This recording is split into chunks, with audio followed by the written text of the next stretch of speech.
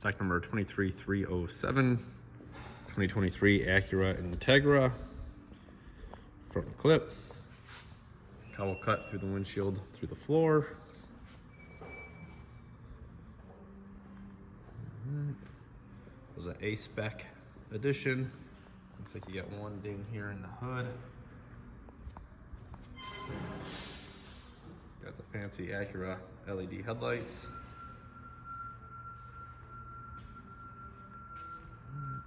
Check out the passenger side. Looks like it's gonna need a passenger side fender, jazzed up down there.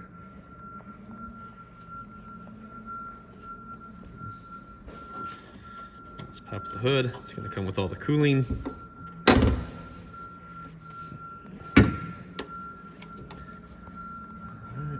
Hood. So you can see it's got the cooling package, radiator, fan assembly, condenser. Not sure if this had a turbo, so to have a turbo cooler.